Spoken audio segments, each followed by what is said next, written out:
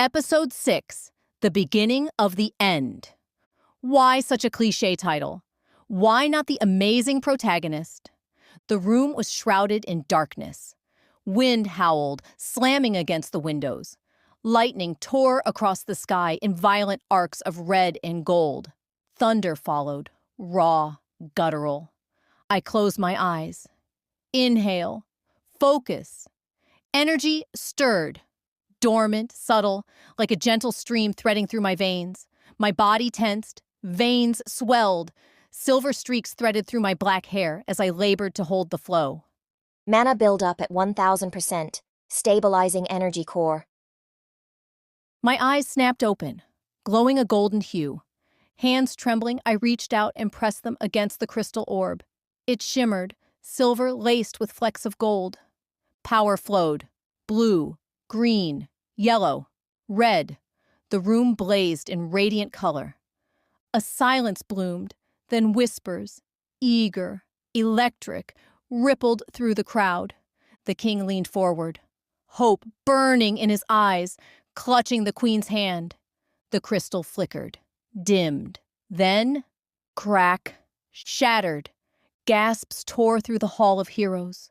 Faces dropped, eyes dimmed. Hope extinguished. Saint Lilith fell, her golden curls flying. Glass sliced her skin. Blood pooled. Lilith! Camille screamed, sprinting to her side. Attendants lifted her from the shards. I barely turned before... Slap! Pain bloomed across my face.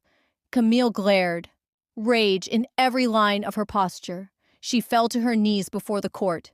I, Camille, a devoted servant of this nation, declare Diana Hart, the 1000th summoned hero, the prophesied calamity. Even her magic nearly killed the saint. Her voice rang clear. Her smirk was sharper. The queen stood fury incarnate. Guards, execution board, now. Her glare stabbed through me, venomous and cold. Whispers surged. A heretic. She defies the gods. A palisade. Then, silence. The king raised his hand. He studied me. Silver hair, crimson eyes, calculating. Execution would anger the gods. The divine clock reads premature. I strip Diana Hart of her title. She shall be banished from the capital, a courtesy, 1 pouch of 1000 gold coins.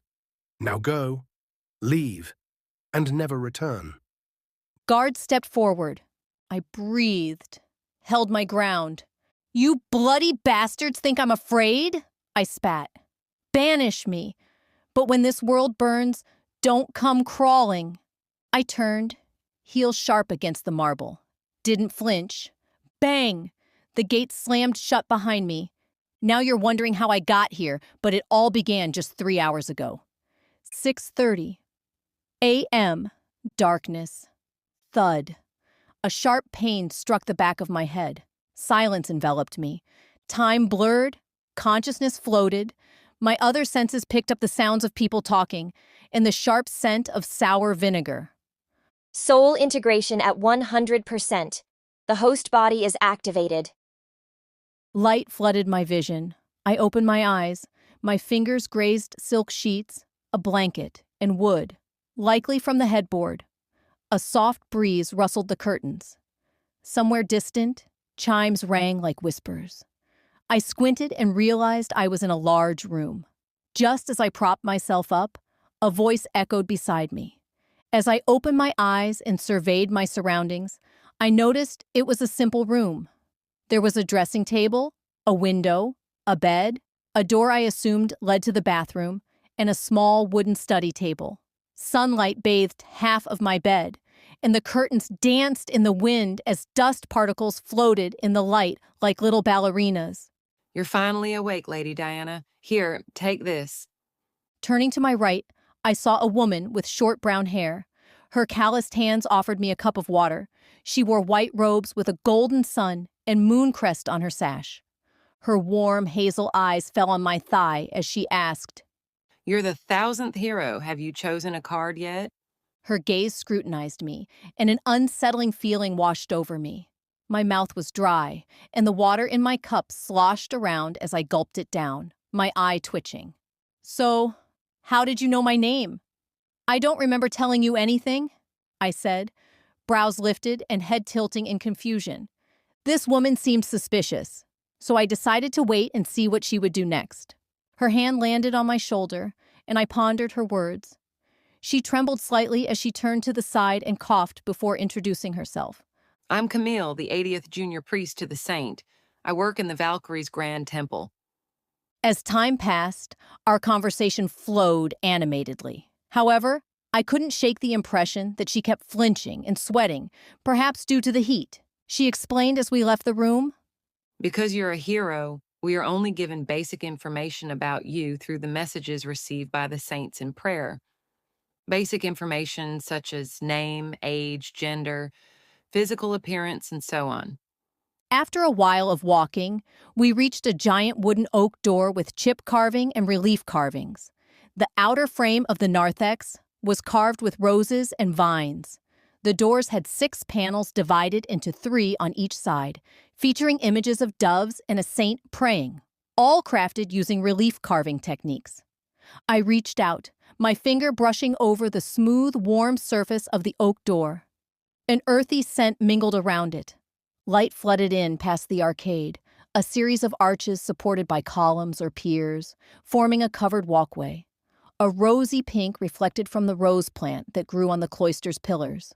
A covered walkway, often with an open arcade, surrounding a courtyard. Within myself, my heart raced. My fingertips began to glow as I sensed a warm energy, dormant, like a docile beast. Camille reached, her hand pushing the door open. The oak door groaned. A small breeze lifted from the pressure. We strode in. Inside the naos, the central and most sacred space, housing the main deity's image or cult statue, I walked on white ceramic tiles. A soothing scent of lavender wafted into my nose. My fingers brushed over oak seats in the nave, the main part of the temple where the congregation gathers for worship. A soft voice carried through the air, reciting words in a language I didn't recognize. Nos a te prospicimus, vetos, imperator caelestis, Deus terrae et pacis. Duc me gratia tua, et concede sancto regi, nostro scientiam, et sapientiam nationi.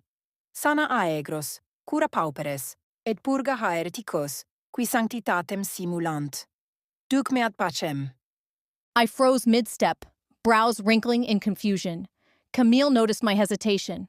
That's Latin, she whispered. A sacred invocation.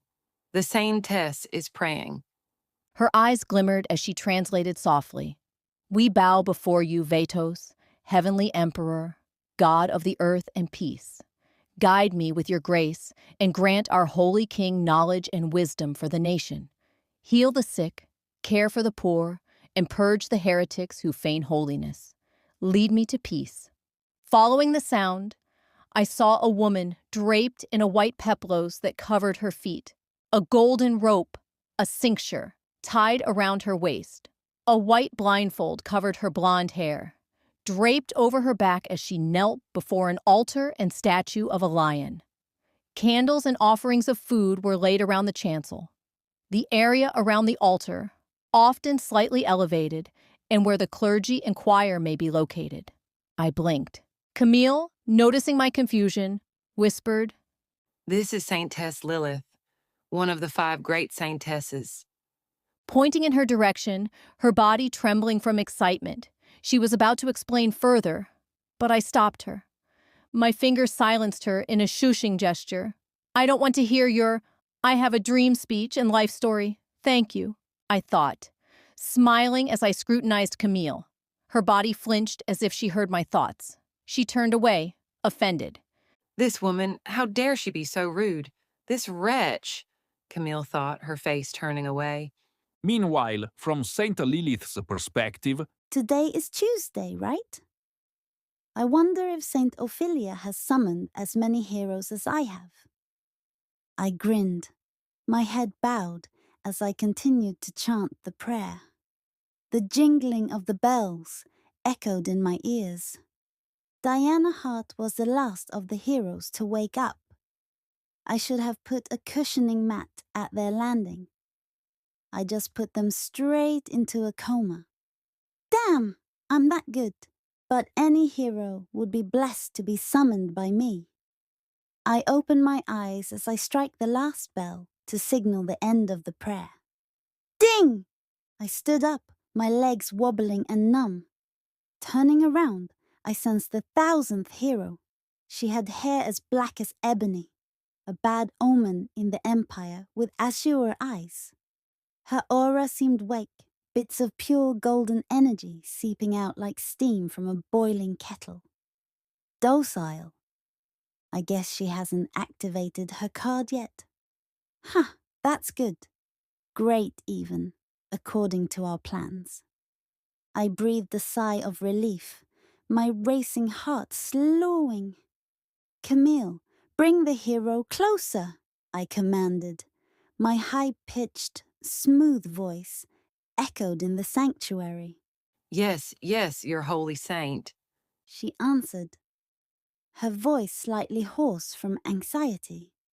I raised a brow as their footsteps drew closer, a reminder to me. Stop! Take off your shoes. We have to make sure we keep the sanctuary pure. Yes, Saint Lilith.